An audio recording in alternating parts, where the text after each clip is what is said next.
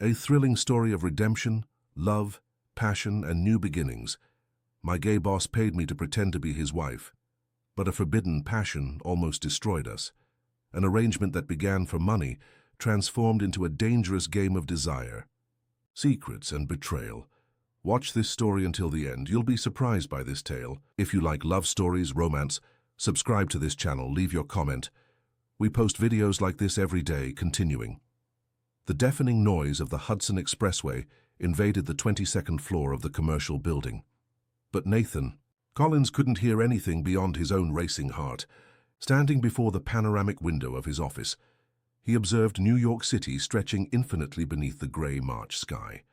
His steady hands held a coffee cup that had gone cold long ago, while his steel blue eyes fixed on a lost point on the horizon. 42 years old, 2 decades building an empire in interior design. Collins' design studio was now synonymous with luxury and sophistication, decorating everything from penthouses in Greenwich to exclusive resorts in the Hamptons. But none of that mattered if he lost the contract that was on his desk at that moment. Mr. Collins? The soft voice of Jessica, his secretary, brought him back to reality. Mr. Khalid al-Rashid has arrived for the 3 o'clock meeting. Nathan breathed deeply, adjusted his Italian tie, and turned around. The navy blue Hugo Boss suit perfectly molded his athletic body, the result of hours at the gym that functioned more as therapy than vanity. At 42, he carried the maturity of someone who had faced many battles, but also the elegance of someone who had learned to transform scars into strength. Give me 5 minutes and show him in. The meeting that followed was as tense as a violin string about to snap. Khalid al-Rashid, a man of about 50 with an impeccably trimmed grey beard and dark eyes that seemed to evaluate every word, every gesture, represented more than just a simple client. He was the bridge to a multi-million-dollar market in the Middle East, where luxury hotels and exclusive resorts sprouted like modern oases in the desert. Mr. Collins, Khalid spoke with a heavily accented but perfect English, your projects are impressive, true works of art, but as you must understand, our investors value not only professional competence, but also the personal stability of our partners. Nathan knew exactly where that conversation was heading. It wasn't the first time his personal life had become a professional obstacle. Being single at 42, in a world where marriage and family were synonymous with reliability, was already complicated enough. Being discreetly gay in business with conservative clients was a ticking time bomb. Personal stability is fundamental, Nathan responded, keeping his voice firm, and I can assure you that my life is perfectly stable. I'm sure it is, Khalid leaned slightly forward. But our investors prefer to work with married partners, family men. It's a cultural matter, you understand. I hope this isn't a problem. The silence that followed lasted only a few seconds, but to Nathan it seemed like an eternity. 2 decades of hard work, building a reputation, personal sacrifices that no one even imagined. Everything could crumble because of a lie he never had the courage to sustain publicly. Of course it's not a problem. Nathan heard his own voice respond, surprisingly calm. My wife will be very happy to meet you. 3 hours later, when Khalid finally left the office with promises of a definitive response in 2 weeks, Nathan found himself again before the window, but this time with a feeling of panic growing in his chest. Wife. He had blatantly lied to one of the most influential men in the Arab market about having a wife. Jessica. His voice echoed through the office. I need you to bring me all the resumes of the candidates for the illustrator position. All of them. Jessica appeared at the door with a stack of folders. There are 17 candidates, sir. The interview is scheduled for tomorrow, but I can reschedule if... No, tomorrow is perfect. Nathan took the folders and began to flip through them quickly. He needed someone. Someone who could play the role of the perfect wife, who knew how to behave at social events, who was elegant enough to convince men like Khalid, but who also desperately needed the job to the point of accepting an unconventional arrangement.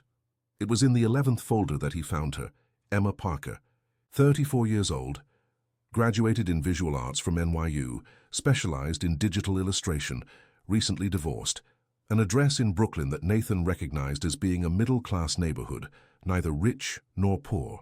The photo attached to the resume showed a woman with wavy brown hair, intense dark eyes, and a smile that seemed to contain untold stories. But it was what was written in the cover letter that caught his attention.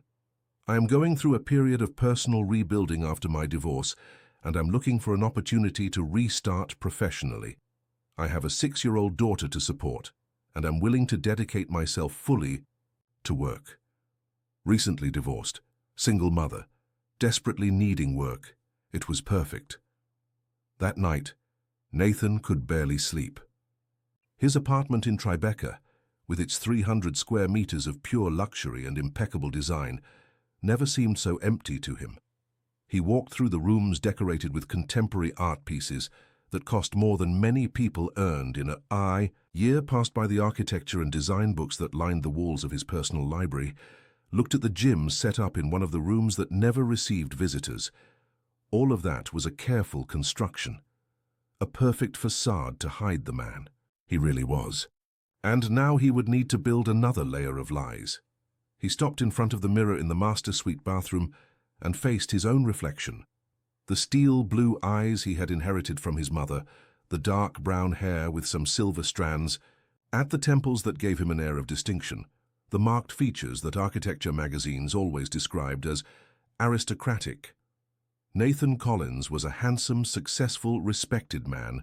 He was also a lonely man, tormented by a past that refused to stay buried and a prisoner of a public image that suffocated him. Michael. The name appeared in his mind as it always did, without warning, bringing with it a mixture of anger, fear, and a sick longing that he hated himself for feeling. Michael Reeves, the construction business entrepreneur who had been his lover for 3 years, his mentor in business and his emotional executioner. The man who had taught him that power and control were more important than love, that vulnerability was synonymous with weakness, that keeping secrets was the only way to survive in a world that did not forgive differences. Michael had also been responsible for planting in Nathan the constant paranoia that someone would discover the truth about his sexuality and use it against him. And the worst part, Michael was still out there circulating in the same business environments with that predatory smile and those eyes that seemed to know all of Nathan's secrets. The next morning, Emma Parker was standing in the reception of Collins' design studio at precisely 9 o'clock. Nathan observed her through the security cameras before going down to meet her. She wore a black blazer that had seen better days, a simple white blouse, and a skirt that reached her knees. Nothing ostentatious, nothing that called attention, but there was something in her posture, in the way she observed the projects displayed in the reception, that indicated a woman accustomed to appreciating beauty and art. Ms. Parker. Nathan extended his hand when he arrived at the reception. The touch was brief, but he noticed that her hands trembled slightly. Nervousness. Good. Nervous people were more easily manipulated. The interview took place in his meeting room, an environment all decorated in shades of grey and white, with a glass table that reflected the natural light coming through the large windows. Emma sat with her back straight, her hands carefully interlaced on her lap, her dark eyes attentive to every word. "Your resume is impressive," Nathan began, leafing through the papers he had already memorized the night before. "Solid education, relevant experience. But I'm curious about your availability. I see you're a single mother." "My daughter stays with my mother during the day," Emma responded promptly, "and I can work extra hours whenever necessary. I need this job, Mr. Collins." The raw honesty of that statement caught Nathan by surprise. Most people tried to disguise desperation in job interviews, but Emma Parker seemed to have decided that transparency was her best strategy. "What kind of divorce did you have?" The question came out before Nathan could censor himself. "I'm sorry. I know it's personal, but—" "Contentious." Emma maintained a neutral tone, but Nathan noticed her hands contracting slightly. "My ex-husband tried to control me financially during the process. I managed to keep custody of my daughter, but I came out with practically nothing." Nathan nodded, processing the information. A woman who had faced a controlling man, who had fought for her independence and for her daughter, who was rebuilding her life from scratch. She was exactly the type of person who would understand the need to make difficult choices to survive. Emma, he deliberately used her first name, creating an artificial intimacy. I can make a proposal that might seem unusual, but that could be very advantageous for both of us. She stared at him without blinking, waiting. I need a talented illustrator for my projects, but I also need someone who can help me with some social representations. I don't understand.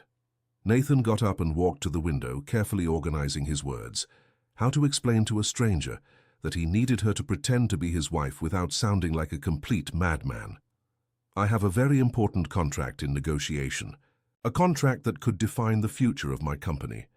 The client is conservative. He expects me to be a married man, stable, with a traditional family life. Emma remained silent, but Nathan could feel her eyes analyzing every word. I'm proposing a professional agreement. You would work as an illustrator here at the studio with a salary well above the market average, and occasionally, when necessary, you would accompany me to social events as my wife. The silence that followed was deafening. Nathan turned to observe Emma's reaction and found an expression that mixed shock, distrust, and something that seemed to be mental calculation. How many times would it be necessary? She finally asked. Some few occasions over the next few months. Business dinners, perhaps 1 or 2 social events. Nothing that would require more than playing a role in public. And what would the salary be? Nathan mentioned an amount that made Emma's eyes widen. It was 3 times more than she could expect to earn anywhere else with her experience. Can I think about it? She asked. Of course, but I need an answer by tomorrow. Emma stood up, smoothed her skirt, and extended her hand again. This time, Nathan noticed she was no longer trembling. Thank you very much for the opportunity, Mr. Collins. I'll give you an answer tomorrow morning. That night, Nathan dined alone in his apartment, as he always did. He prepared a shrimp risotto he had learned to make on a trip to Italy years ago, opened a bottle of red wine that cost more than the monthly salary of many people, and sat at the dining table that could accommodate 12 people, but always received only him. He thought about Emma Parker. There was something in her eyes that intrigued him, a depth that suggested stories, pains, a life lived intensely despite the few years. She was beautiful, but not in an obvious way. It was the kind of beauty that grew on the observer, that revealed itself gradually, like a work of art that needed to be contemplated to be understood. More importantly, she seemed to be someone accustomed to fighting, and Nathan needed a fighter by his side, even if it was just a representation. The next day, Emma appeared at the reception punctually at 9 o'clock. This time she wore a simple navy blue dress, but it highlighted the color of her eyes and the curve of her hips in a way that Nathan involuntarily noticed. I accept, she said as soon as they sat in the meeting room, but I have some conditions. Nathan raised an eyebrow. He wasn't used to having his proposals negotiated. I want everything in writing. A clear contract specifying my responsibilities as an illustrator and as social companion. I want guarantees that this will not involve anything beyond public appearances, and I want my daughter to be kept completely out of this situation. I agree with everything, Nathan responded immediately. Anything else? Emma hesitated for a moment, then looked at him directly. Why me? There must be dozens of women who would accept this arrangement. Why choose someone you don't even know? The question was fair. Nathan could have hired an actress, a model, someone accustomed to representation, but there was something about Emma that attracted him beyond convenience.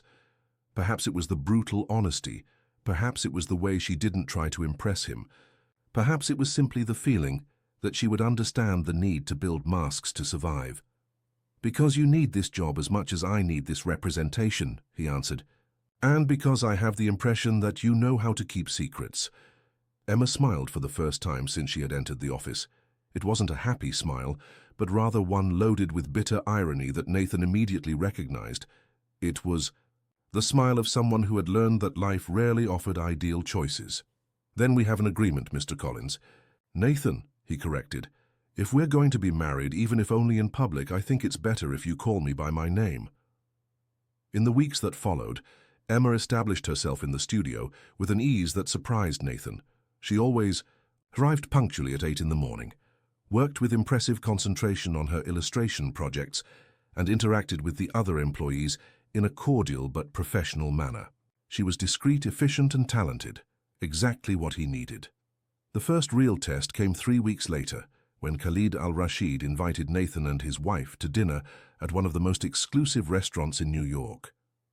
Nathan spent the entire afternoon explaining to Emma the details she needed to know: how they had met, how long they had been married, small details about their supposed conjugal life. "Say that we met 2 years ago during a project where you were hired as an illustrator," Nathan instructed as they walked through the studio.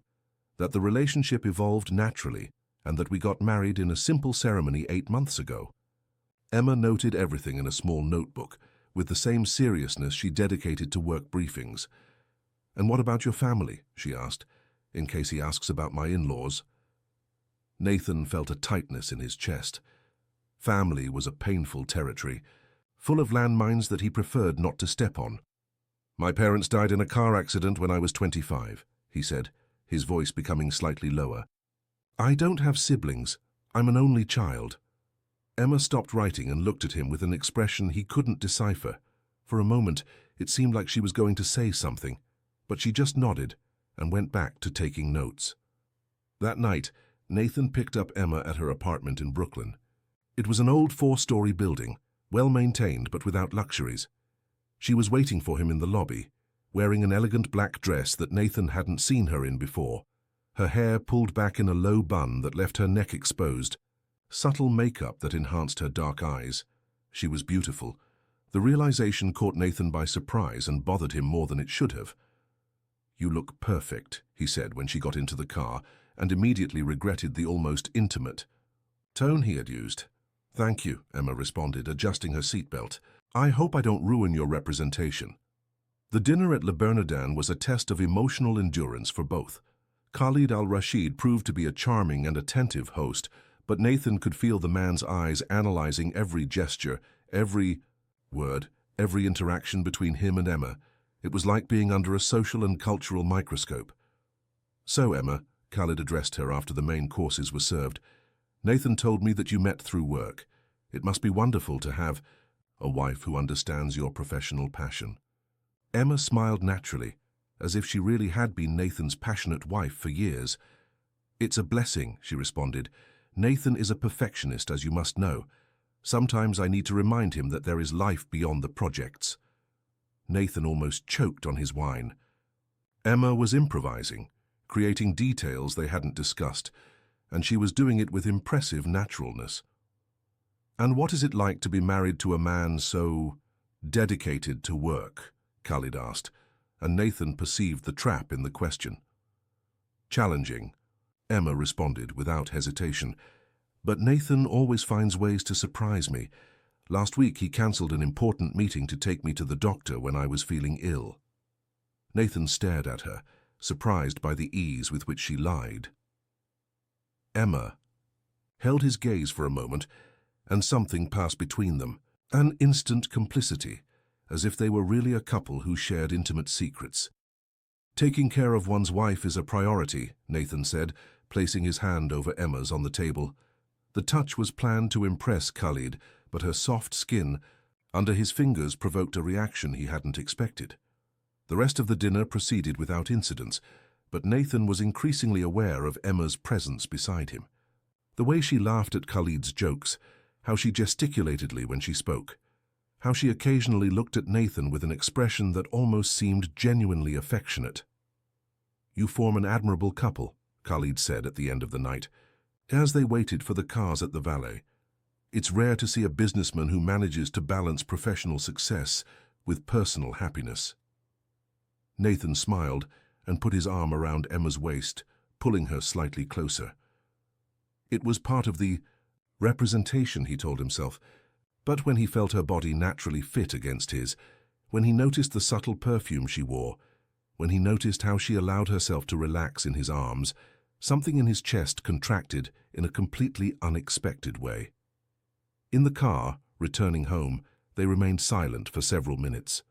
Nathan drove through the empty streets of New York, trying to process the confusion of sensations that the night had awakened. "You were perfect," he finally said. Khalid was completely convinced. "He seems like a kind man," Emma responded, looking out the window. "Conservative, as you said, but not unpleasant. Kind is an interesting word to describe a man who can ruin my career if he discovers that our married life is a farce." Emma turned to look at him, and Nathan felt the weight of those dark eyes on his profile. "Why don't you get married for real?" she asked. "You're handsome, successful, intelligent. There must be many women who—" "Relationships are complicated." Nathan cut her off, his voice harsher than he intended. "I prefer to keep things simple." But even as he said this, Nathan knew that nothing about his life was simple, and Emma Parker's presence was making everything even more complex in a way that he couldn't completely understand. When they stopped in front of her building, Emma hesitated before getting out of the car. "Nathan," she said, her voice low and hesitant, "if you need to talk about anything, I'm here." He looked at her, surprised by the offer. It had been years since someone had simply offered to listen to him without wanting anything in return. "Thank you," he said, and for the first time in a long time he really meant it. That night, alone in his apartment, Nathan found himself thinking about Emma, about the way she had played the role of the perfect wife, the naturalness with which she had lied to protect his farce, the gentle offer she had made at the end of the night. Something dangerous was happening, something that completely escaped the control he exercised over all aspects of his life. And for the first time in years, Nathan Collins found himself questioning whether the price he paid for his safety and success wasn't becoming too high to sustain. The weeks that followed the dinner with Khalid brought a strange routine for Nathan. For the first time in years, he wasn't completely alone in his controlled world. Emma had integrated into the studio with a naturalness that surprised him, and her presence was beginning to alter small details of daily life that he hadn't realized he had been missing. She always arrived with an extra coffee from the corner bakery and left it on his desk without comments. She discreetly reorganized some furniture in the meeting room to improve the acoustics. She brought a small, succulent plant for her work table, saying that she needed something alive in the environment. Small gestures that added up created a sense of care that Nathan had forgotten existed, but it was in the moments when they needed to rehearse their conjugal farce that the situation became more complex. Nathan discovered that Emma was a natural actress, capable of creating instant intimacy with just a look or a casual touch. She would lean against him naturally when they talked with third parties, laugh at his jokes with a spontaneity that almost made him believe it was real, touch his arm when she spoke as if it were the most natural gesture in the world. The problem was that Nathan was beginning to react to these touches in a way that completely escaped his control. "We have a problem," Jessica announced on a Thursday morning, entering Nathan's office with a worried expression. "Khalid al-Rashid called. He wants to get to know you two better before closing the contract. He's inviting you and Emma for a weekend at his property in Montauk Manor in the Hamptons." Nathan felt his stomach contract. An entire weekend playing the role of the loving husband, living 24 hours a day with Emma in an intimate environment. It was much more than they had planned. "When?" he asked, trying to keep his voice neutral. "Next weekend, from Friday afternoon until Sunday morning." After Jessica left, Nathan spent several minutes staring at the phone. He needed to talk to Emma about this, but a part of him was apprehensive about her reaction. It was one thing to accompany him to dinners and events for a few hours. It was completely different to spend 2 days pretending conjugal intimacy under Khalid's watchful eye. He found Emma at her work table, concentrating on an illustration for a spa project in the Hamptons. She wore an olive green blouse that enhanced. The color of her eyes and her hair was tied in a casual ponytail. There was something about her posture, the way she slightly bit her lip when she concentrated, that made Nathan hesitate for a moment before interrupting her. "We need to talk," he finally said. Emma raised her eyes and immediately noticed the tension in his expression. "Did something happen?" Nathan explained Khalid's invitation, carefully observing her reactions. Emma listened in silence, her hands interlaced on the table, her eyes thoughtful. 2 entire days, she repeated when he finished. "In a house where we'll have to share. Rooms?" "Probably," Nathan admitted. Khalid is traditional. It would be strange if a married couple asked for separate rooms. Emma remained silent for so long that Nathan began to think she would refuse. Finally, she sighed and looked at him directly. "All right, but we need to establish clear limits. We can share a room, but—" "Of course," Nathan interrupted her quickly. "I'm a gentleman, Emma. You don't need to worry about that." Something flickered in her eyes, an expression he couldn't interpret. "That's not exactly what worries me," she said softly, and Nathan felt something stir in his chest. On Friday afternoon, they departed for the Hamptons. Nathan drove his Audi Q8 through the winding roads, while Emma observed the landscape in silence. She had brought a small suitcase and wore dark jeans, boots, and a beige knit sweater that made her look younger and more accessible than her usual work outfits. "Nervous?" Nathan asked when they stopped at a traffic light. "A little," Emma admitted. "And you?" "Terrified," Nathan responded with an honesty that surprised him. Emma laughed, a low and melodic sound that made something warm in his chest. "At least we're honest with each other." Montauk Manor was exactly the type of property Nathan expected. From a man like Khalid, a modern mansion built in Mediterranean style, with a panoramic view of the ocean and impeccably maintained gardens. Khalid received them personally at the entrance, accompanied by his wife Amira, an elegant woman of about 40, with intelligent eyes and a warm smile. "Nathan! Emma!" Khalid embraced both as if they were old friends. "Welcome to our house. We hope you feel completely at ease." Amira was particularly interested in Emma, asking questions about her career as an illustrator, her hobbies, and her impressions of New York. Nathan nervously observed the interactions, but Emma seemed completely natural, responding to the questions with charm and intelligence.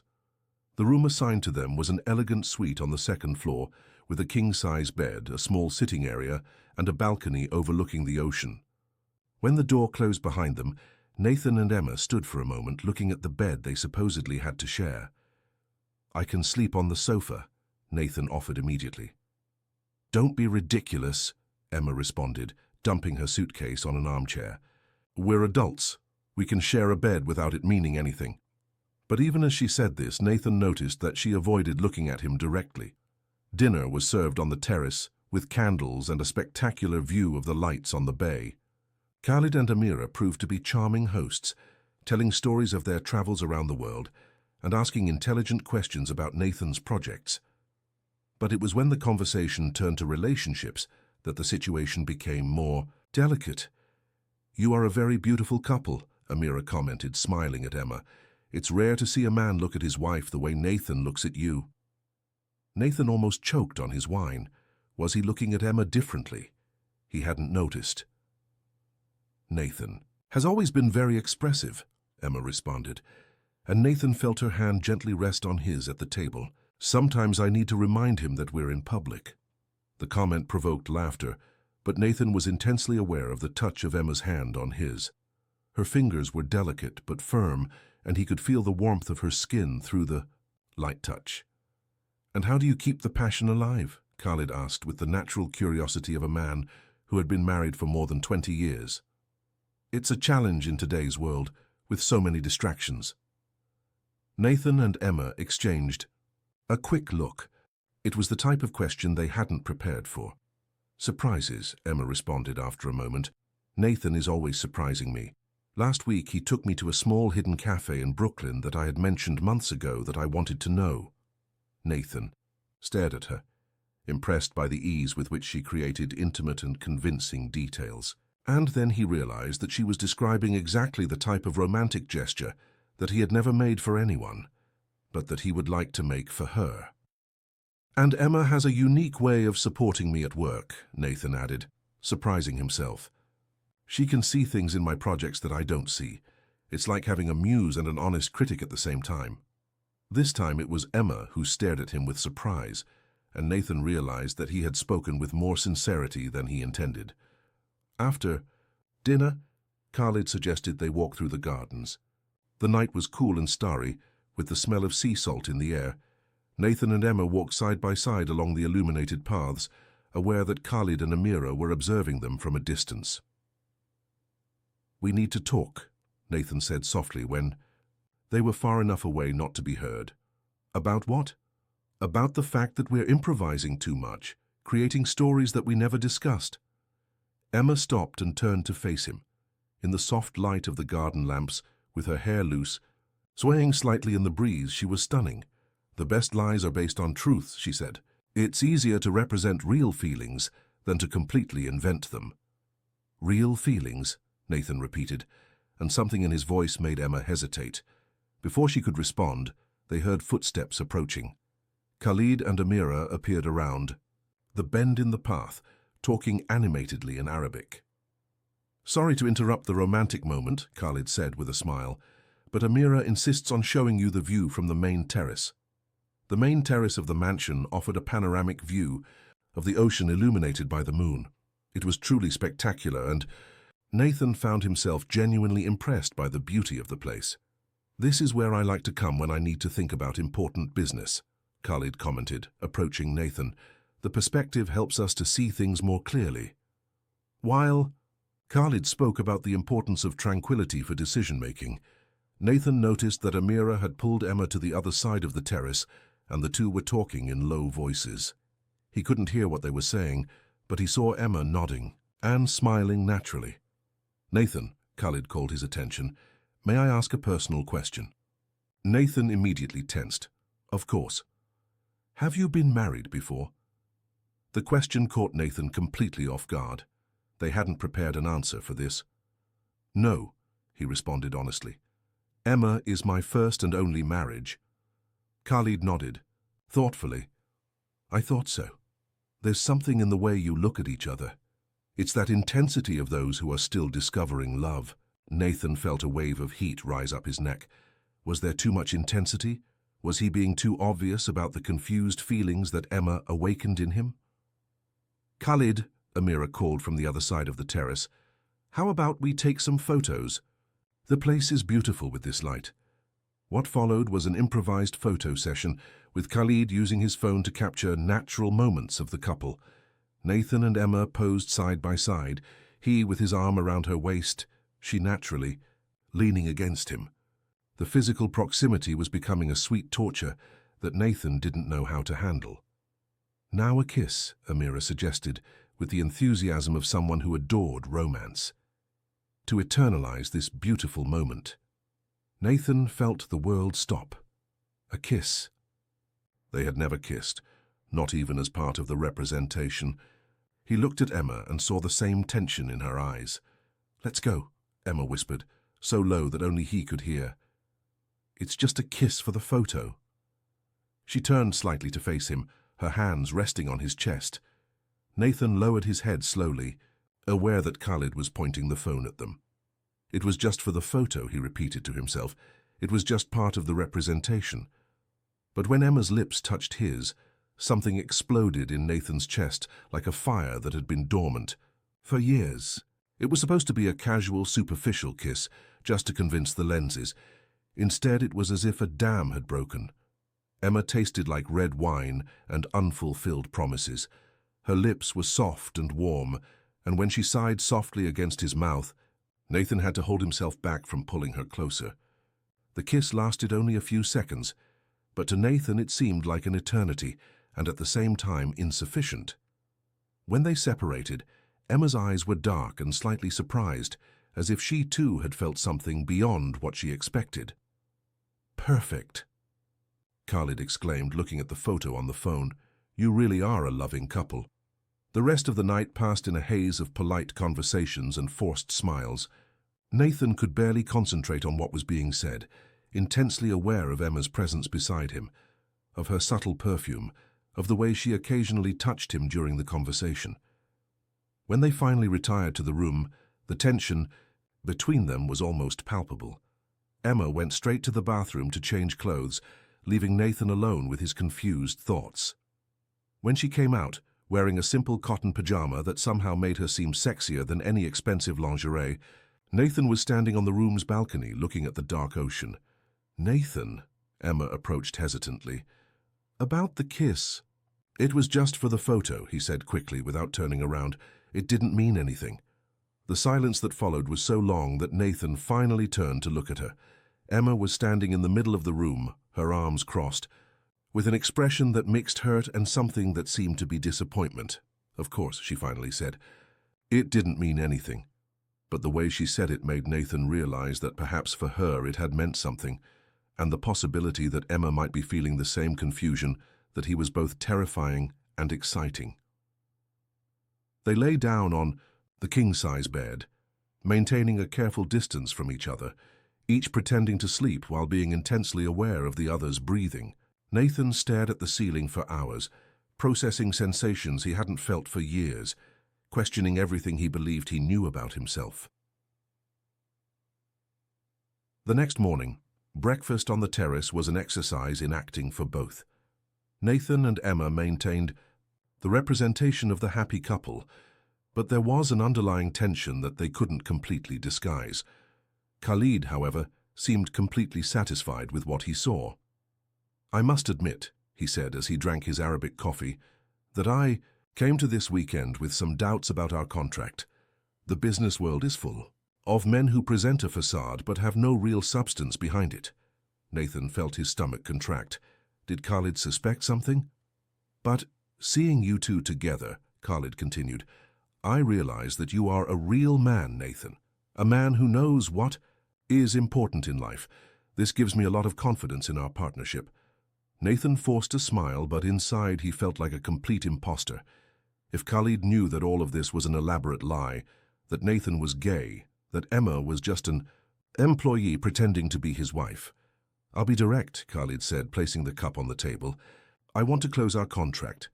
My investors were impressed with your projects and I was impressed with the man you are. How about we sign the papers next week?" Nathan felt a wave of relief so intense that it almost made him dizzy. The contract. After months of negotiations, he finally had what he wanted. His company was saved, his reputation was assured, his future was guaranteed. But when he looked at Emma, who was smiling politely while Amira talked about their plans to visit New York, Nathan realized that getting the contract was no longer the only thing that mattered.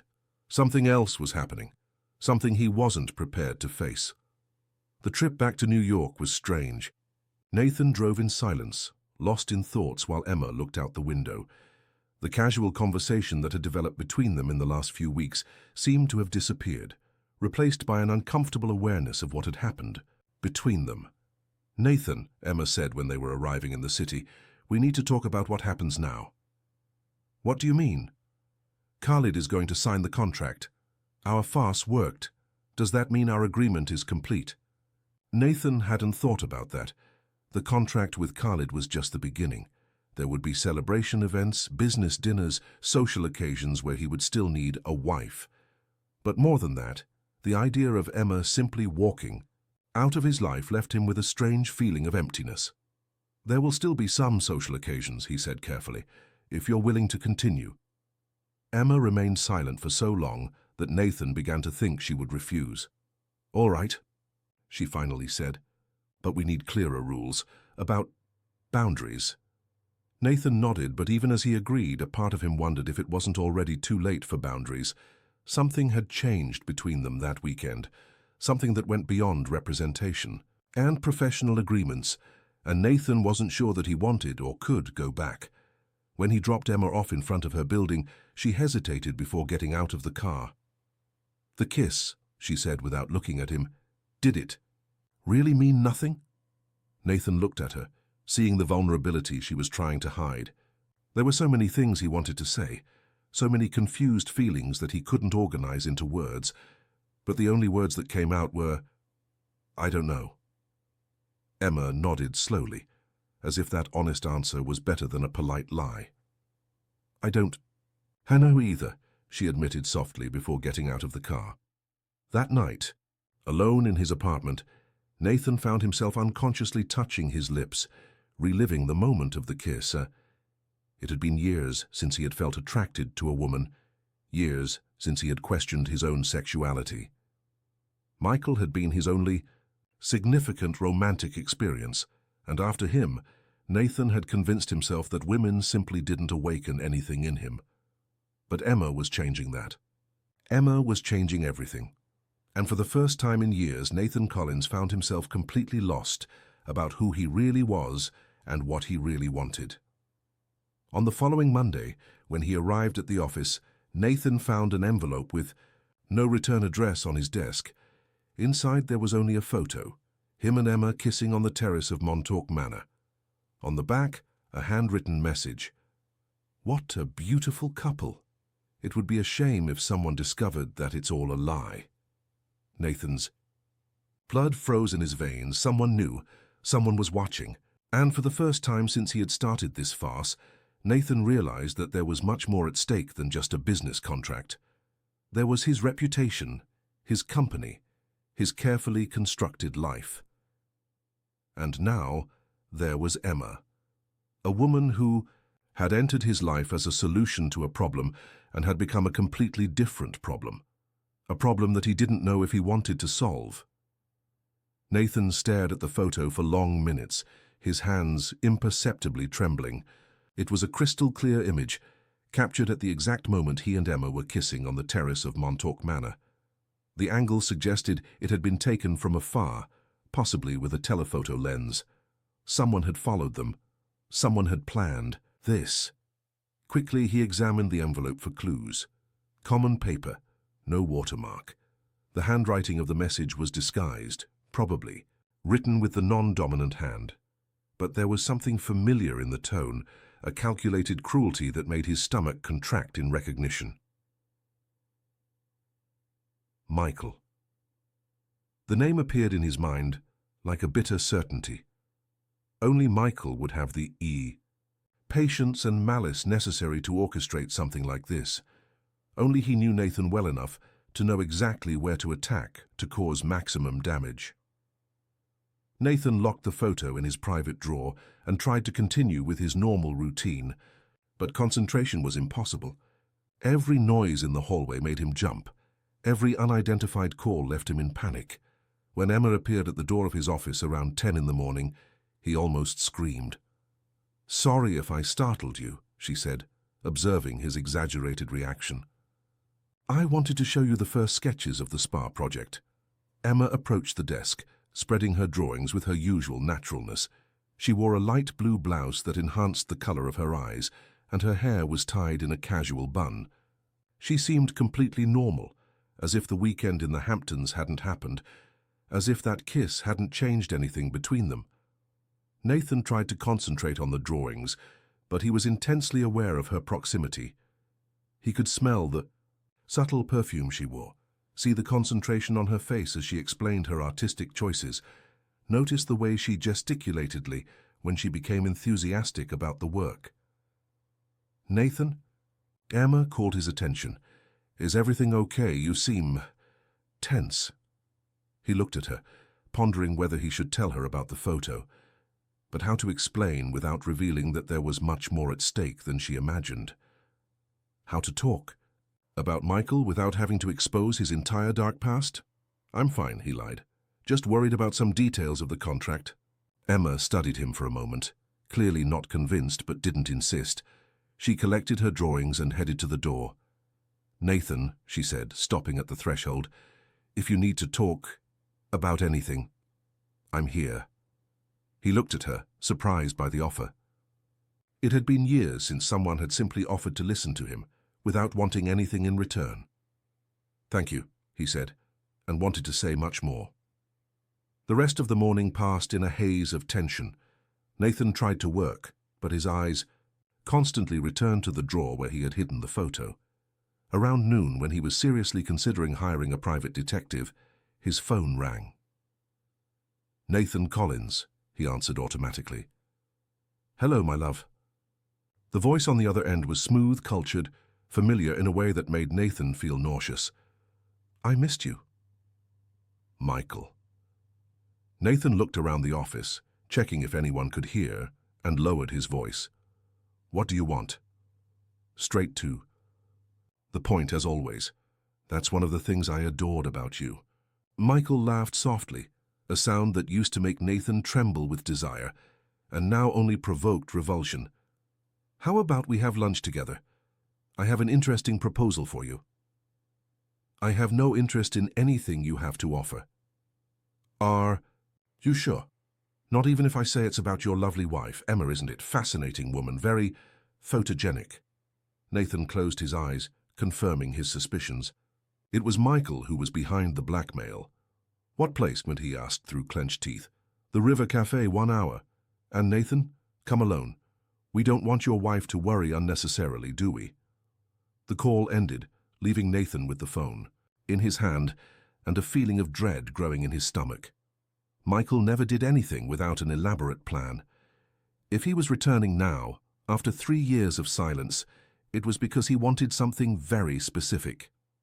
Nathan spent the next 40 minutes trying to imagine what Michael might want. Money? It was possible, but unlikely. Michael had his own resources. Control? More likely. Michael had always been obsessed with power and domination. Revenge? Very likely. Nathan had ended the relationship brutally, fleeing in the middle of the night like a coward after discovering some devastating truths about the man he thought he loved. The River Cafe was located on the Brooklyn waterfront, offering a panoramic view of the Manhattan skyline. Nathan arrived punctually, dressed in his most expensive suit as a psychological armor. He found Michael already seated at a reserved table, looking out the window with the relaxed posture of someone who has all the time in the world. 3 years had been kind to Michael Reeves. At 45, he was still an impressively handsome man, with dark hair where the grey only added distinction, dark green eyes that seemed to see through people, and a smile that had conquered half of New York's most influential businessmen. He wore an Italian suit that cost more than many people earned in a year, and a watch that could buy an entire apartment. Nathan, Michael stood up to greet him, attempting a hug, that Nathan skillfully avoided. You look great. Married life has done you well. Nathan sat down without responding to the comment, maintaining a neutral expression despite the anger that boiled inside. Let's get to the point, Nathan said. What do you want? Michael smiled, that predatory smile that Nathan knew so well. Always impatient. Relax, my love. Order something to drink. We have a lot to talk about. Nathan remained motionless until Michael sighed dramatically and pulled a folder from the floor. All right, if you insist on being direct. Michael opened the folder and removed several photos. All showed Nathan and Emma in intimate situations, embraced in the car, walking hand in hand in the gardens of Montauk Manor, the kiss on the terrace. You put on a very convincing performance. I must admit I was impressed by your creativity. Nathan maintained an impassive expression, although inside he felt panic. I don't know what you're talking about. Of course you do. Michael leaned forward, his eyes gleaming with malice. Emma Parker, 34 years old, recently divorced, single mother, illustrator hired by you exactly 2 months ago. What an interesting coincidence that your romance began exactly when you needed to impress Khalid al-Rashid. Nathan felt his blood freeze. Michael had investigated Emma, knew details about her life, about her daughter. This elevated the situation to a completely different level of danger. Leave Emma out of this, Nathan said, his voice low and dangerous. She has nothing to do with our history. Oh, but she has everything to do with it.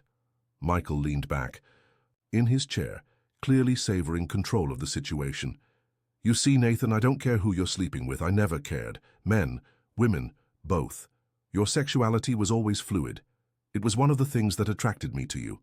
Nathan felt exposed, as if Michael was stripping away layers of protection he had built over the years.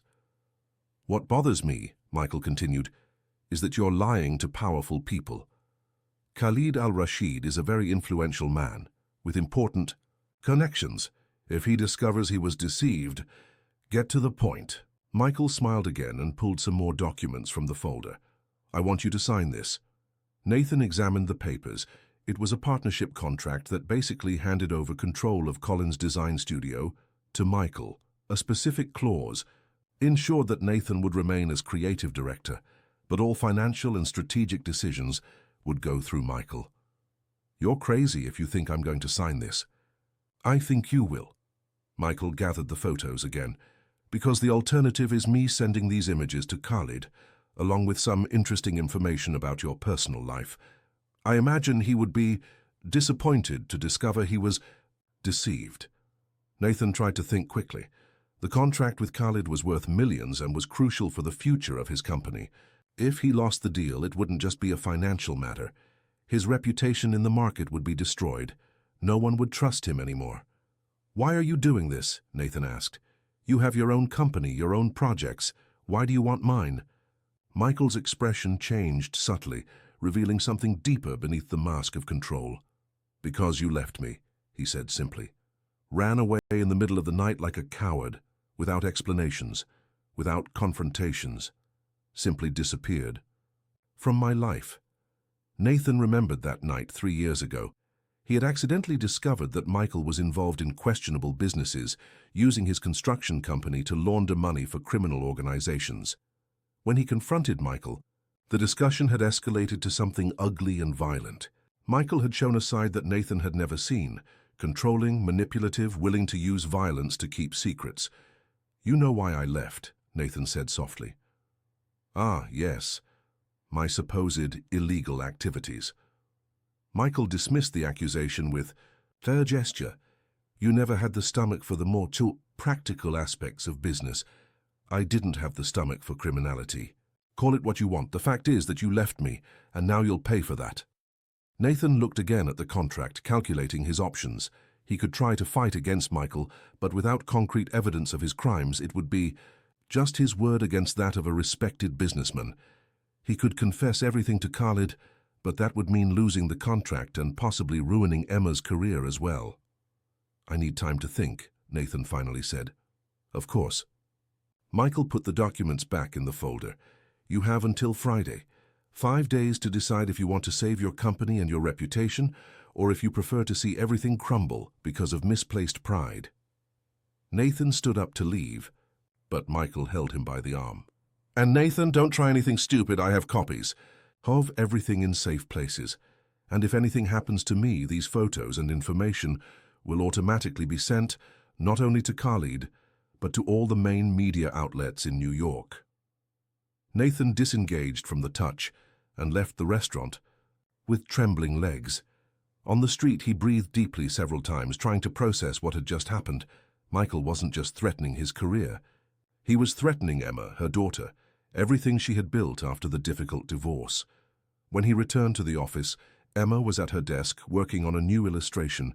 She raised her eyes when she saw him enter and immediately frowned. "Nathan?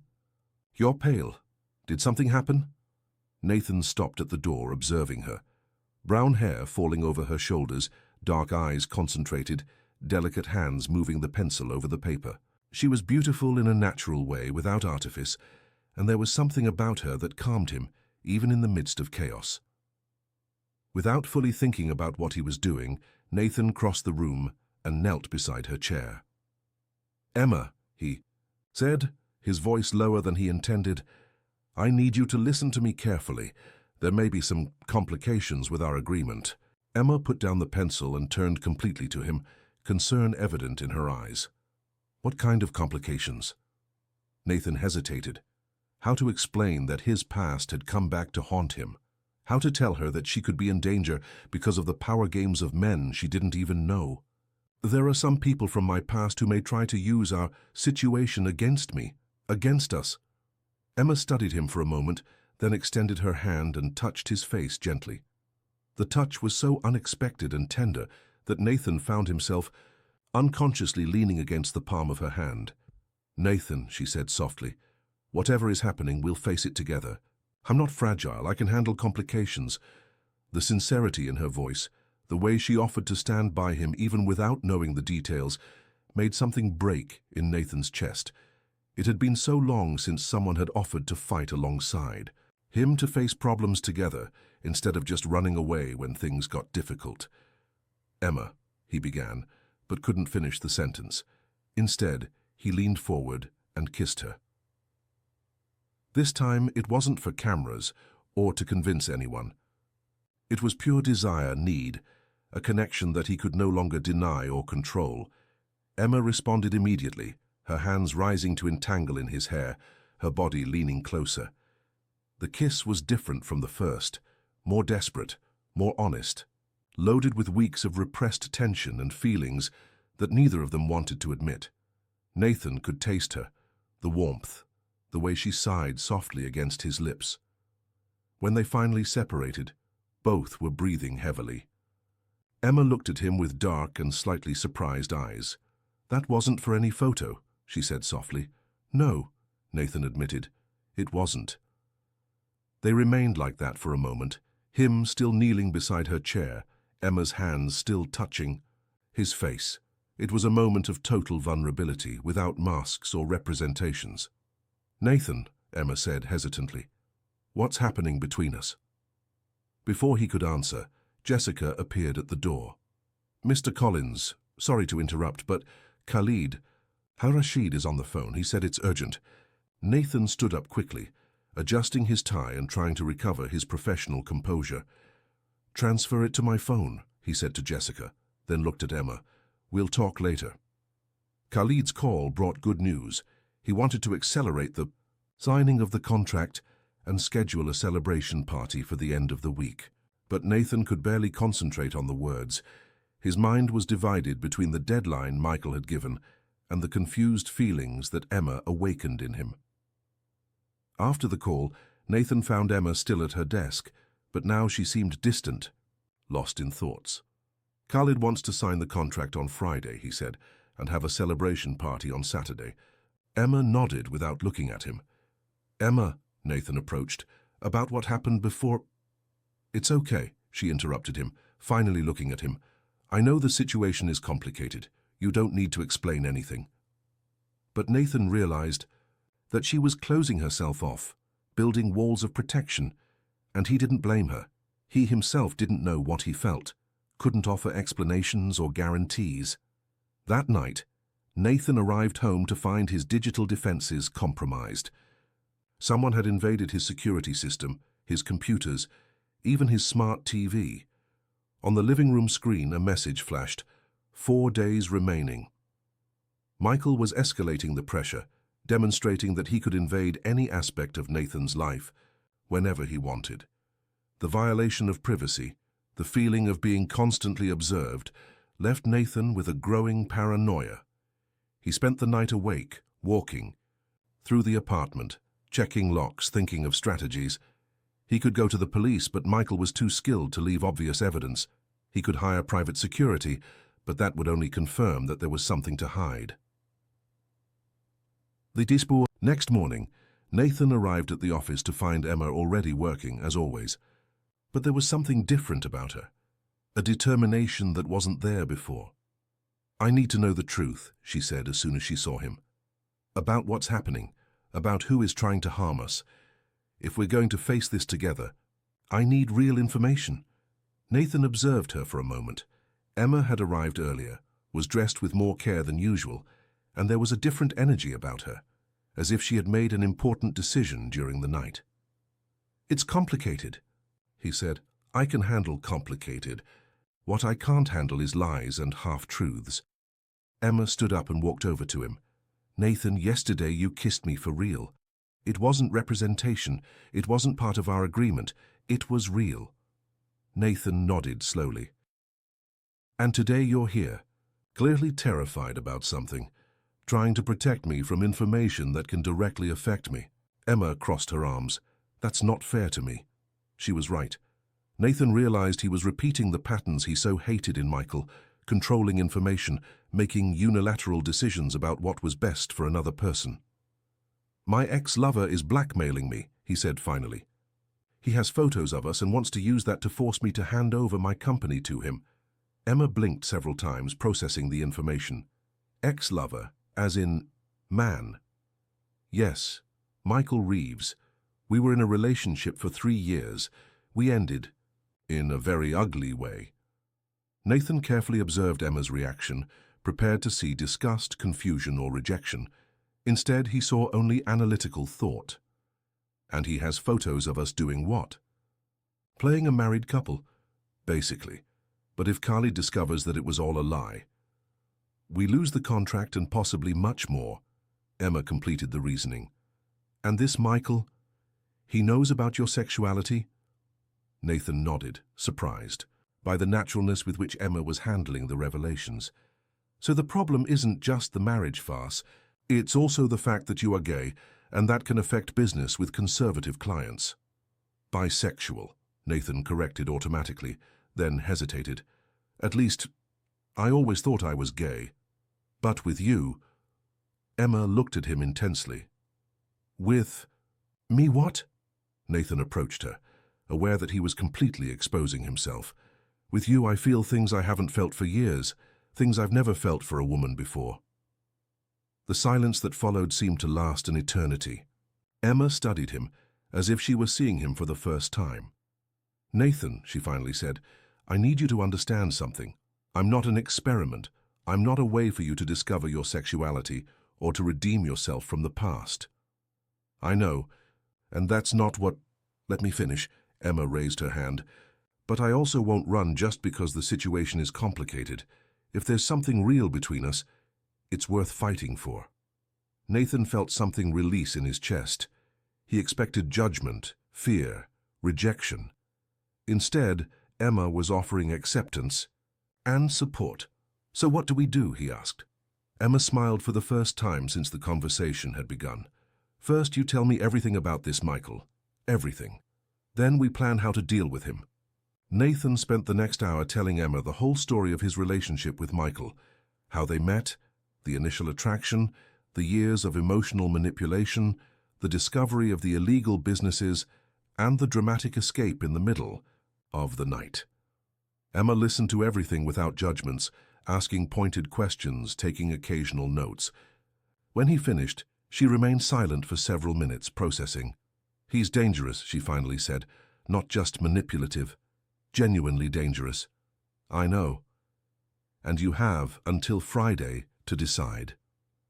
3 days now. Emma stood up and began to walk around the room, clearly thinking. We need a plan, something that neutralizes his threat without destroying your reputation or the contract with Khalid.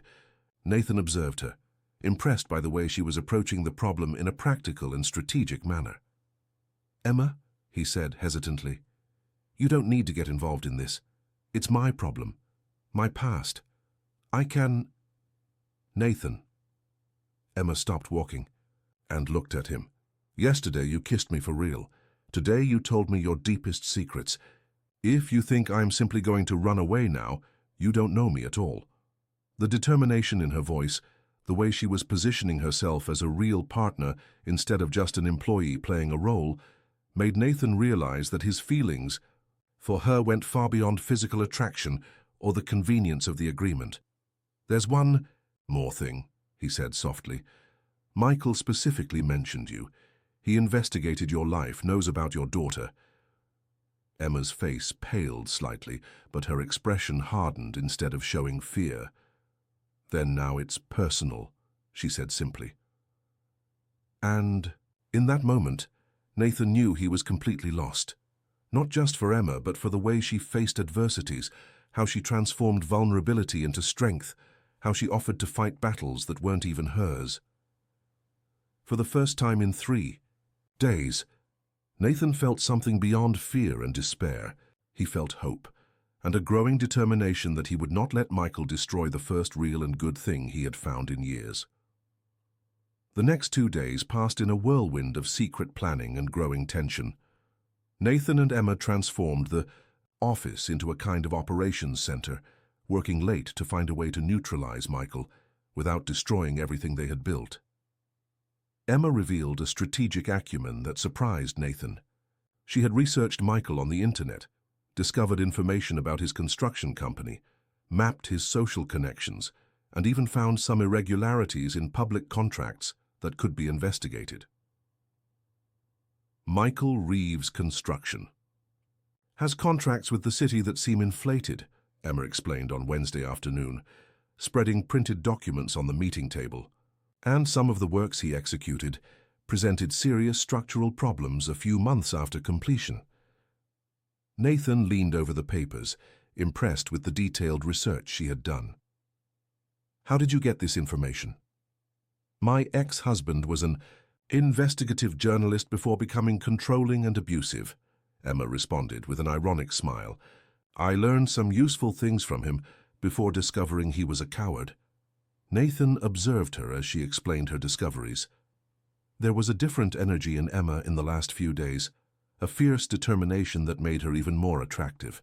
She had tied her hair in a functional bun, wore reading glasses that enhanced her dark eyes, and gesticulated animatedly when she talked about strategies.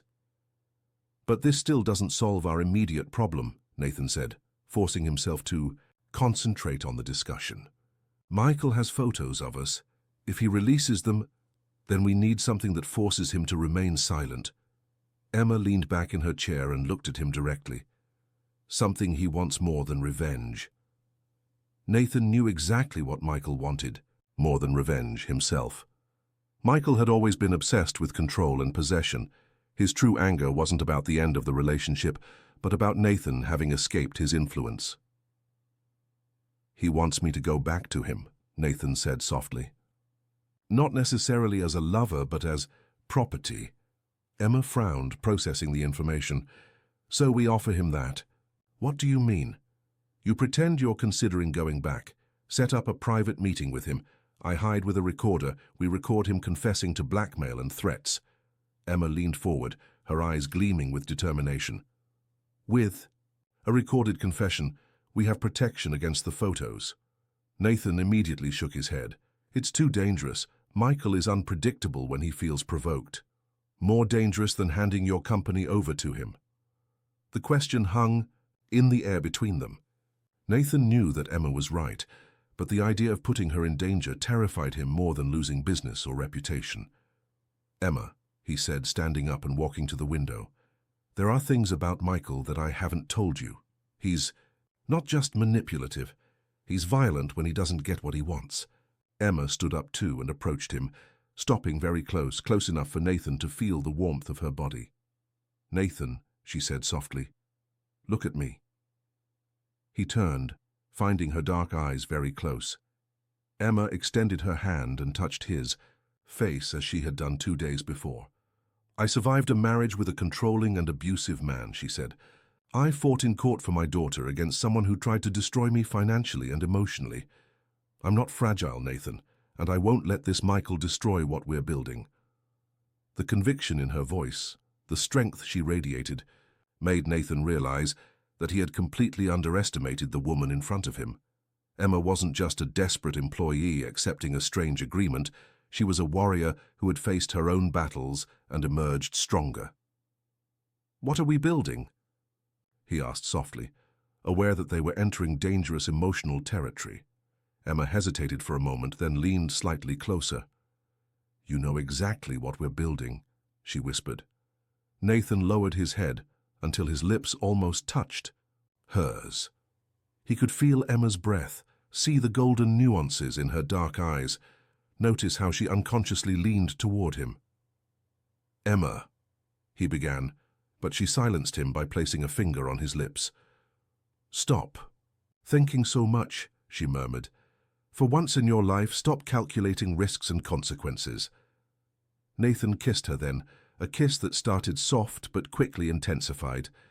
Emma's hands rose to entangle in his hair, pulling him closer while Nathan pressed her against the window, her body molding perfectly to his. It was different from the previous kisses. There was a desperate urgency, as if both knew that time was running out, that external forces were conspiring to separate them. Nathan could taste her, the subtle perfume she wore, the way she sighed softly against his lips. When they finally separated, both were breathing heavily. Emma looked at him with dark and slightly glazed eyes, her lips swollen from the kiss. This complicates everything, Nathan said, resting his forehead on hers. It was already complicated from the first day, Emma responded. The difference is that now we admit it. They remained like that for several moments, just breathing the same air, aware that they had crossed a line from which there was no return. Whatever happened with Michael, with the contract, with their professional lives, there was something real and inevitable happening between them. Nathan's cell phone rang, breaking the moment. It was Jessica, reminding him of a meeting he had completely forgotten. We have to get back to work, he said reluctantly. Emma nodded, but before moving, away she held his face between her hands. Nathan, she said seriously, no matter what Michael does or threatens to do, I'm not going anywhere, understood? The declaration was both promise and challenge. Nathan nodded, feeling something solidify in his chest. For the first time in years, he wasn't facing a crisis alone. On Thursday morning, Nathan woke up with his phone ringing insistently. It was a number he didn't recognize, but when he answered, Michael's familiar voice filled his ear. Good morning, my love. I hope you slept well. I couldn't. Nathan sat up in bed, immediately alert. What do you want, Michael? I miss you. How about lunch today? Just us, like in the old days. No. Michael laughed, a sound that had nothing of humor. I think you don't understand. It's not an invitation, Nathan. It's an order. The line went silent for a moment. Then Michael continued with a more serious tone. Your deadline ends tomorrow. If you don't sign my papers, Khalid al-Rashid will receive a very interesting package. Photos, videos, a beautiful letter explaining how he was deceived by a desperate gay man and his hired actress. Nathan felt his blood freeze. What videos? Oh, you didn't know? I have very talented people working for me. They managed to get even more interesting material than the photos. Nathan tried to think quickly. What videos could Michael have? He and Emma had been careful, keeping the public representations limited and controlled. 12:30 at the River Cafe. Don't disappoint me. The call ended, leaving Nathan with a growing feeling of dread. Michael was escalating the pressure, making the threats more specific and immediate. When he arrived at the office, he found Emma already working, but she immediately noticed his tense expression. Michael called? She asked. Nathan told her about the call and the new threats. Emma listened in silence, then stood up and closed the office door. It's today, she said determinedly. We're going to record his confession today. Emma, he talked about videos. I don't know what material he has, but then it's even more important that we get something against him. Emma took her bag and removed a small digital recorder. I bought this yesterday. It's practically invisible and has excellent audio quality. Nathan stared at the device, then looked at Emma. There was a fierce determination in her eyes that he recognized from his own professional battles. If something goes wrong, he began.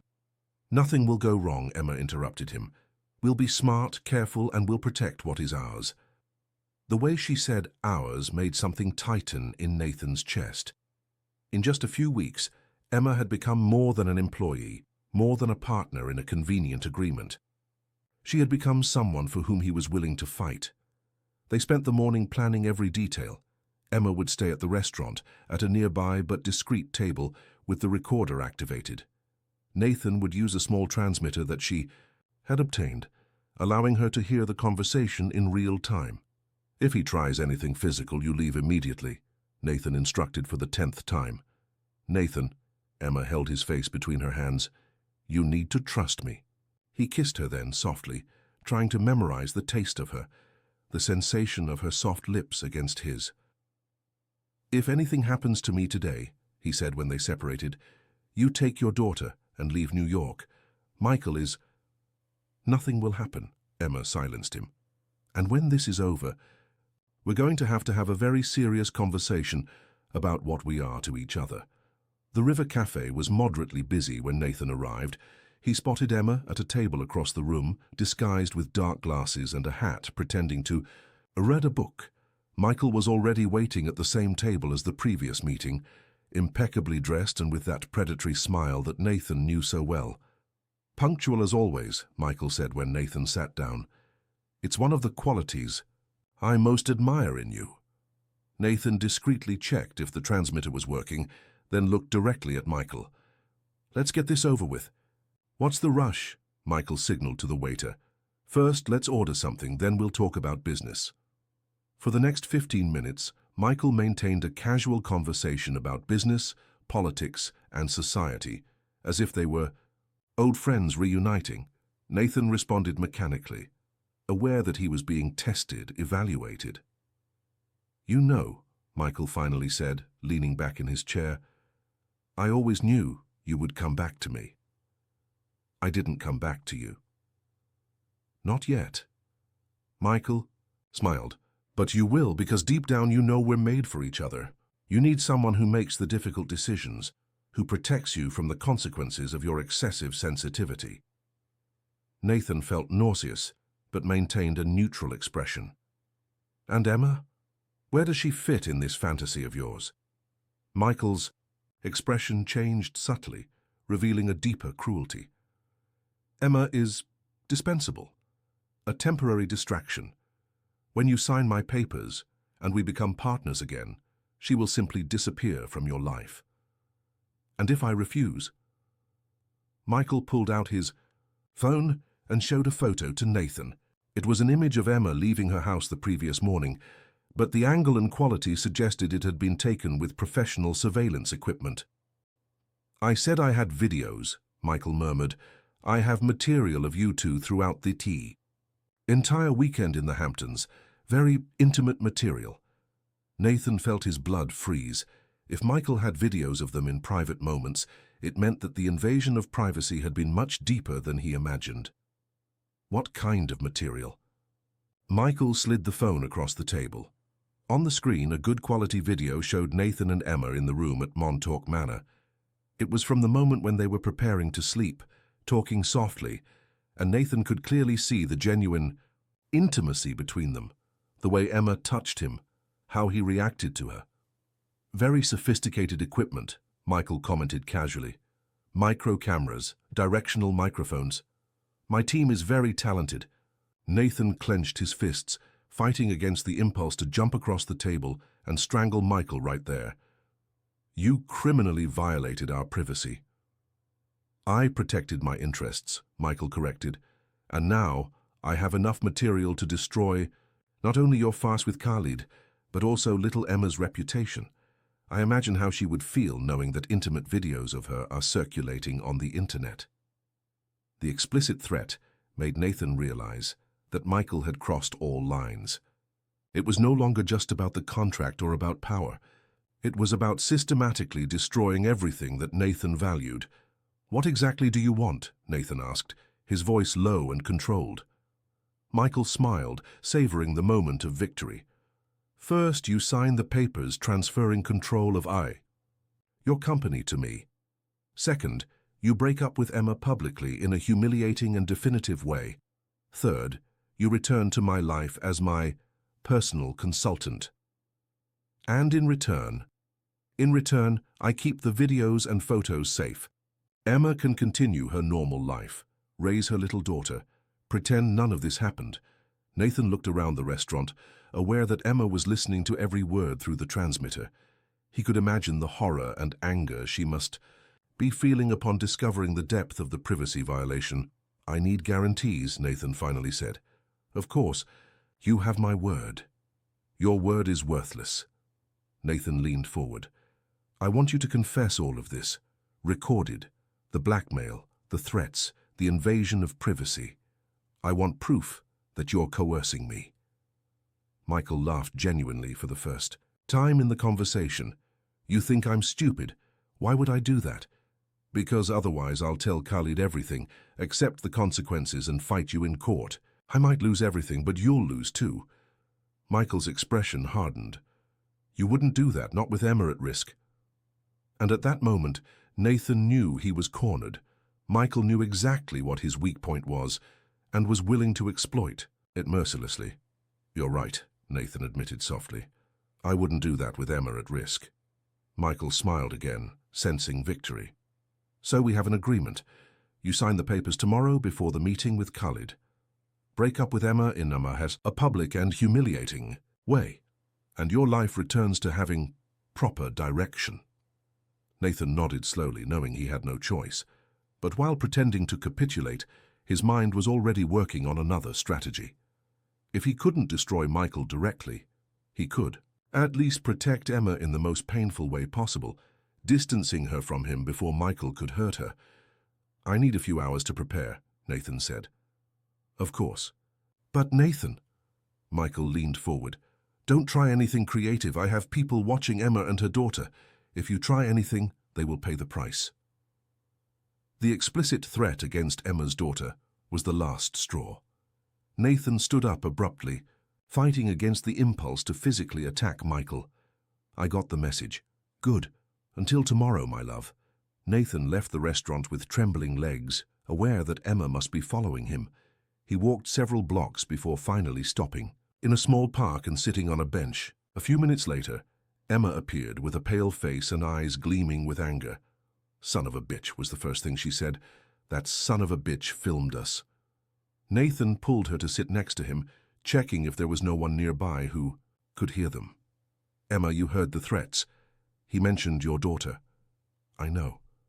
Emma breathed deeply, trying to control herself. But we have the confession recorded. He admitted everything. It won't help. He has better lawyers than we. And connections that we don't have. Nathan held her hands. Emma, I need you to listen to me carefully. Something in his tone made Emma tense.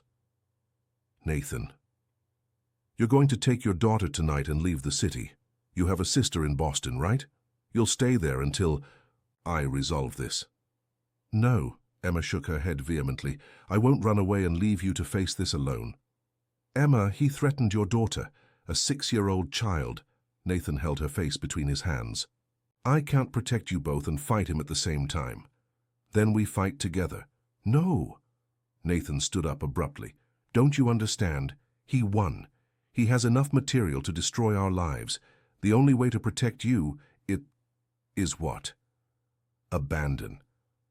Me like a coward, like you did with him 3 years ago, and the accusation hit Nathan like a punch in the stomach. Emma stood up too, her eyes gleaming with tears of anger. Is that what you do, isn't it? She continued. When things get difficult, you run away. You build walls, push people away, pretend you don't care. Emma, you don't understand. I understand perfectly. Emma took a step back. You're afraid to fight for what you want, afraid to admit you have real feelings for me. It's easier to push me away now and pretend none of this happened. Nathan knew she was right, at least partially, but he also knew that Michael wasn't bluffing about the threats. If you're not going to fight for this, Emma said, her voice breaking slightly, then maybe Michael is right. Maybe you really do need someone to make your decisions. The accusation was devastating because it contained a grain of truth that Nathan didn't want to admit. Before he could respond, Emma turned and began to walk away. Emma, wait. Chetty stopped and turned, tears running down her face. When you decide to be man enough to fight for what you want, she said, call me. And then she was gone, leaving Nathan alone in the park with the feeling that he had just made the biggest mistake of his life. That night, Nathan got drunk for the first time in years. Sitting on the sofa of his empty apartment with a bottle of expensive whiskey that he couldn't taste, he mentally replayed every moment of the conversation with Michael, every word that Emma had said. She was right. He was running away, as he always did when things got emotionally complex. But this time, he wasn't running away just from his own feelings. He was running away from a woman who had offered to fight alongside him, who had shown more courage in a few weeks than he had shown in years. Around midnight, completely intoxicated and consumed by an anger he could no longer contain, Nathan decided that he wasn't going to simply hand over his life to Michael without a fight. If he was going to lose it anyway, at least he would go down fighting. He called Emma, but the phone went straight to voicemail. He tried 3 more times with the same result. Finally, he sent a text message. Forgive me, you're right, I'm going to fight. But when he woke up the next morning, with a brutal hangover and the cold reality of the situation, Nathan realized it was too late. It was Friday, the day Michael expected his total capitulation, and Emma hadn't responded to his message. When he arrived at the office, Nathan found Emma's work table completely clean. Her drawings, her plants, her personal belongings, everything had disappeared. On Nathan's desk, there was only an envelope with his name. Inside, a handwritten letter, in Emma's elegant handwriting. Nathan, I spent the night thinking about what you said about running away when things get difficult. You're right about one thing. I need to protect my daughter above all else. But you're wrong about another. I won't run. Her way cowardly. If you don't have the courage to fight for what we built, I do. I'm going to discover the truth about Michael Reeves. I'm going to find a way to protect both of us, and I'm going to do this because you deserve a chance to be happy, even if you're too cowardly to fight for it. When this is over, you'll have to decide what kind of man you want to be. One who runs from real feelings, or one who fights for what he loves. I hope you choose well. Emma. Nathan read the letter 3 times, feeling something break in his chest. Emma hadn't run away. She had left to fight alone while he was preparing to surrender cowardly to Michael. And for the first time in his life, Nathan Collins felt genuinely ashamed of himself. 2 hours later, when Michael called to confirm the meeting to sign the papers, Nathan answered with a determination he hadn't felt in years. "Michael," he said, "we need to talk."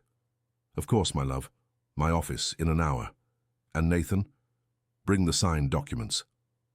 Nathan hung up the phone and looked around his empty office. He didn't know where Emma was or what she was planning, but he knew he couldn't disappoint her again. It was time to stop running and start fighting, even if it meant losing everything. Nathan arrived at Michael's office with a folder under his arm and a determination he hadn't felt in years. The mirrored building on Wall Street radiated power and wealth, exactly the type of environment where Michael thrived. But for the first time in 3 years, Nathan didn't feel intimidated by the opulence or by his ex-lover's dominating presence. Michael was waiting for him in his presidential office, an ostentatious environment with a panoramic view of the city. He was impeccably dressed, as always, but Nathan noticed something different in his eyes, a poorly disguised anxiety, as if the victory wasn't as complete as he had imagined. "My dear Nathan," Michael stood up with that predatory smile, "did you bring the documents?" Nathan placed the folder on the glass table and sat down without being invited. "I brought them, but first I want you to answer a question." Michael raised an eyebrow, but maintained a confident expression. Of course, ask anything you want. Why now? Why after 3 years did you decide to return to my life?" Michael walked to the window, his hands clasped behind his back, clearly savoring the moment. "Because you never forgot me, Nathan, and because I never forgave you for running away like a coward that night. And if I tell you I discovered things about you that go far beyond what I knew 3 years ago?" Michael's posture tensed almost imperceptibly. "What kind of things?" Nathan opened the folder and removed a set of documents and photos. They weren't the papers Michael expected. They were detailed dossiers on Michael's criminal activities from the last 5 years. Money laundering through inflated projects, bribery of public officials, connections with criminal organizations. Nathan spread the documents on the table, and the best of all, evidence that you ordered the murder of your former partner when he threatened to denounce you. The silence that followed was deafening. Michael turned slowly, and for the first time Nathan saw genuine fear in his eyes. "Where did you get this?" "Let's say I have a very talented partner." Nathan leaned back in the chair, taking control of the situation for the first time in years. "Emma didn't run away, Michael. She went to investigate you, and she discovered things that even I couldn't imagine." Michael approached the table, his hands trembling slightly. "This doesn't prove anything. There's more." Nathan interrupted, removing a flash drive from the folder. "Recordings of your conversations with Victor Santos, the man who killed Paul Henry. Conversations where you gave specific instructions on how to make the murder look like an accident." The name of Paul Henry made Michael turn completely pale. Paul had been Michael's partner years ago, an upright man who discovered the criminal schemes and threatened to expose them. His death in a car accident had been too convenient to be coincidence. "How did you—" "Victor was arrested last week for another crime. Emma got access to his testimonies through her journalistic contacts." Nathan stood up, assuming the dominant position. "He's ready to testify against you in exchange for a reduced sentence." Michael staggered slightly, leaning on the table. "What do you want?" "I want you to disappear from my life, forever. I want you to hand over all the videos and—" Photos you have of me and Emma, and I want you to turn yourself in to the authorities. And if I refuse? Nathan smiled, finally understanding the power that came from fighting for something that really mattered instead of just trying to protect himself. Then this evidence reaches the FBI, the district attorney, and the main media outlets in New York simultaneously. Your reputation, your business, your freedom, everything will crumble in a matter of hours. Michael stared at Nathan for long moments, processing the complete inversion of the situation. She really did this? He asked softly. Emma really got all this? She did, because unlike you, she knows what it's like to fight for real love, not for sick obsession. The mention of love made something change in Michael's expression. The mask of control finally fell, revealing a desperate and defeated man. You love her. It wasn't a question, but a bitter realization. I do, Nathan admitted without hesitation, and that's why I won't let you hurt her. Michael walked to a safe hidden behind a painting and removed several flash drives and a thick envelope. Here are all the copies, he said, throwing the items on the table. Videos, photos, audio, everything. Nathan quickly examined the material, then put it in his folder. And now, Michael asked, suddenly looking much older and tired. Now you have a choice. Turn yourself in voluntarily or wait to be arrested. But either way, your life as you know it is over. Michael sat heavily in his presidential armchair, looking at the view of the city that would no longer be his to dominate. You know why I really came back? He asked, his voice defeated. It wasn't for revenge or power. It was because you were the only person I ever truly loved, and I destroyed that with my need to control everything. Nathan felt a twinge of something that could have been pity, but remembered the threats against Emma and her daughter. That's your problem to solve, Michael. I have a life to rebuild. Nathan headed to the door, but Michael called him one. Last time. Nathan, his voice was broken. She made you happy in a way I never could, didn't she? Nathan turned, seeing not the powerful and intimidating man who had tormented him for years, but just a lost man who had confused possession with love. Yes, he responded honestly. She did. When Nathan left the building, the sun was setting. Over New York, painting the sky with tones of gold and orange. For the first time in years, he breathed deeply, feeling the literal weight lifting from his shoulders. Michael was neutralized. The evidence was safe and his company would continue to be his. But there was still a more important issue to resolve. Nathan spent the next 3 hours looking for Emma. She wasn't at home, didn't answer her phone, and no one in her building had seen her during the day. Finally, desperate, Nathan remembered a place she had mentioned going to when she needed to think. The Metropolitan Museum of Art was almost closing when he arrived. He found Emma sitting on a bench in front of a Winslow Homer painting, her eyes red as if she had recently cried. She wore jeans and a simple blouse, her hair loose falling over her shoulders, and she had never looked more beautiful. Emma, he called softly. She turned, and Nathan saw surprise, relief, and a deep hurt alternating in her eyes. How did you find me? You said once that you came here when you needed perspective. Nathan approached hesitantly. May I sit? Emma nodded but maintained distance between them on the bench. Michael? She asked. Neutralized. The evidence you got? Emma, how did you do all this in such a short time? She gave a sad smile. My ex-husband may have been controlling and abusive, but he taught me a lot about journalistic investigation before showing his true face. And I had enough motivation. Nathan studied her, noticing the exhaustion in her features, the way she avoided looking at him directly. Why did you do it? After what I said, the way I tried to push you away. Emma finally looked at him, and Nathan saw tears glistening in her eyes. Because I love you, you idiot, she said, her voice breaking.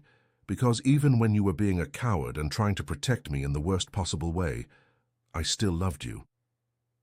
The declaration hit Nathan. Like a punch in the chest, she loved him.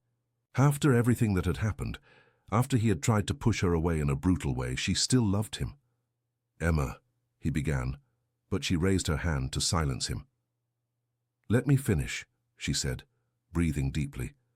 I love you, but I can't accept you running away every time things get difficult. I can't accept you making unilateral decisions about our life, about our feelings. Nathan nodded, understanding that he was being tested in a fundamental way. You're right, he said softly, about everything. I ran when I should have fought. I tried to push you away when I should have pulled you closer. I made decisions for you when I should have trusted in your strength. Emma observed him attentively, as if she were evaluating the sincerity of his words. And how do I know you won't do that again the next time something difficult happens? Nathan turned completely to face her, taking her hands in his arms. Because I learned something from all this, he said. I learned that I'm more afraid of losing you than of anything else in the world. I learned that you make me a better man, braver, more real. He stood up and knelt in front of the bench, still holding her hands. Emma Parker, he said, his voice firm despite the emotion, I love you. I love your strength, your intelligence, your courage. I love the way you fight for what you believe. I love how you challenge me to be better. Tears began to run down Emma's face. Nathan. I'm not asking you to forgive me immediately, he continued. I'm asking for a chance to prove that I can be the man you deserve, the man who fights by your side, not the one who runs away when things get complicated. Emma studied him for long moments, her dark eyes searching for signs of sincerity in his face. If we stay together, she finally said, there will be no more lies. There will be no more unilateral decisions. We'll be real partners in everything. In everything, Nathan agreed. And you'll meet my daughter. You'll be part of her life, if this goes forward between us. The mention of Emma's daughter made Nathan realize he was entering completely new territory. It wouldn't just be a relationship between two adults, it would be a family. I'm ready for that, he said, and realized he really was. Emma leaned forward and touched his face gently as she had done so many times. Then kiss me, she whispered, and this time let it be forever. Nathan kissed her right there in the middle of the almost empty museum, a kiss that was promise, forgiveness, and new beginning at the same time. Emma responded with an intensity that spoke of weeks of tension, fear and longing finally released. When they separated, both were crying and smiling simultaneously. We still have to resolve some practical things, Emma said, wiping away the tears. Khalid, the contract. How we're going to explain our real situation. Khalid, Nathan smiled. I have an idea about that. 3 days later, Nathan and Emma were again at Montauk Manor, but this time the circumstances were completely different. Khalid and Amira had invited them for a celebration of the definitive signing of the contract, and Nathan had decided it was time for an honest conversation. During dinner on the terrace, with the spectacular view of the ocean in the background, Nathan asked to speak. Khalid, Amira, he began, holding Emma's hand on the table, there's something we need to tell you. Khalid leaned forward, interested. Our story is a little different from what you imagine, Nathan continued. Emma and I fell in love during our professional arrangement, but initially our marriage was a performance. The silence that followed was tense. Khalid and Amira exchanged looks, processing the information. A performance, Khalid repeated. I needed to appear married for our business, Nathan explained. And Emma needed work. We made an agreement that became real when we truly fell in love. Nathan expected anger, disappointment, perhaps even the cancellation of the contract. Instead, Khalid began to laugh. My dear Nathan, he said, wiping tears of laughter, do you think we got where we are by being naive about human relationships? Amira was also smiling. We realized from the first dinner that there was something theatrical between you, she explained, but we also realized that real feelings were developing. Khalid nodded. What convinced us to do business with you wasn't your marital status, Nathan. It was the way you treated Emma, even when you thought no one was looking. It was the integrity you demonstrated in every interaction. Nathan and Emma looked at each other, surprised and relieved. So the contract, Nathan began, remains exactly as it is. Khalid confirmed. In fact, we're even more impressed. Few men would have the courage to admit the truth when they could simply maintain the lie. That night, in the same room where they had pretended conjugal intimacy weeks before, Nathan and Emma finally gave themselves to each other without masks, without representations, without fears. It was a night of mutual discoveries, of touches that spoke of deep feelings, of whispers loaded with promises. Nathan discovered that Emma was even more passionate and intense in intimacy than he had imagined. Emma discovered that Nathan, without the protective barriers he always maintained, was tender and vulnerable in a way that deeply moved her. Afterwards, lying in the darkness, bodies intertwined, Nathan finally told Emma the secret he had hidden for so long. "There's something about my company that you need to know," he said, softly. "The real reason why this contract was so important." Emma propped herself up on her elbow to look at him. "Colin's design studio was on the verge of bankruptcy when I met you," Nathan continued. "Not because of financial problems, but because of legal problems. I discovered that my former partner, before dying, had used the company to launder money for Michael." Emma frowned. "You knew?" "I discovered by accident, trying to understand why the authorities were investigating some of our old transactions. Paul Henry, my partner, discovered Michael's scheme and threatened to denounce him. That's why he was killed." Nathan breathed deeply before continuing. "If I didn't get this contract with Khalid, it wouldn't just be a matter of money. It would be a matter of credibility. I needed to prove that the company was legitimate, that I wasn't involved in the crimes." Emma processed the information in silence. "That's why you were so desperate," she murmured. "It wasn't just ambition, it was survival. And you," Nathan turned to face her in the darkness, "saved me in every possible way." Emma kissed him softly, a kiss that was forgiveness and understanding. "We saved each other," she corrected. 6. Months later, Nathan was nervous in a way he hadn't felt since the first meeting with Khalid. But this time, the anxiety had a completely different nature. "She's going to like you," Emma said for the 10th time, unnecessarily adjusting his tie. "Lily is a smart child. She'll realize that you make her happy." They were standing at the door of Emma's apartment in Brooklyn. Nathan had officially met Emma's daughter a few times, always in casual and relaxed situations. But this lunch would be different. It was the first time that Emma would officially present Nathan as her boyfriend.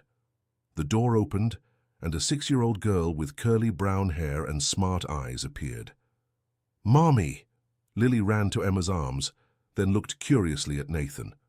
"Lily, you remember Nathan?" Emma said. "My friend from work."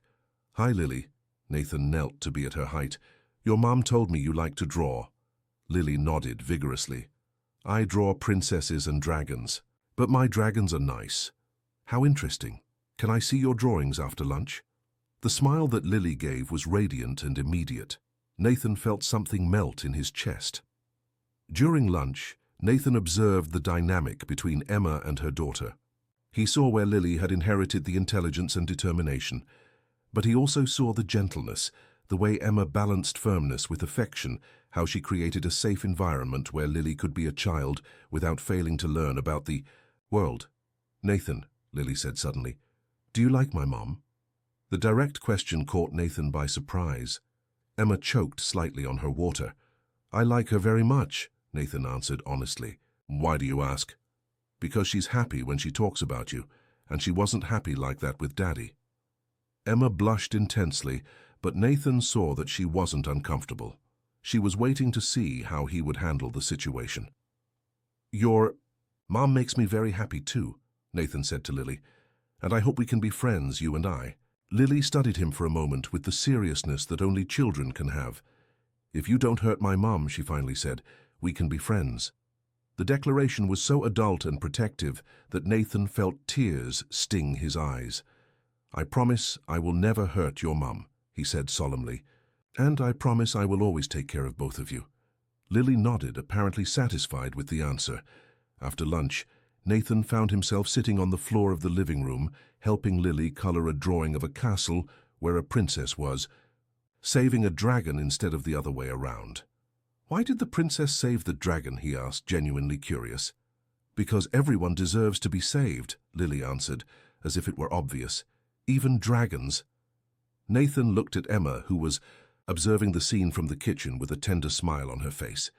He realized that she had raised a daughter who understood compassion and second chances in a way that many adults couldn't. That night, after Lily went to sleep, Nathan and Emma sat on the small apartment's balcony, drinking wine and observing. The movement of Brooklyn. She liked you, Emma said, leaning on his shoulder. She's amazing. Intelligent, funny, protective. Nathan paused, searching for words.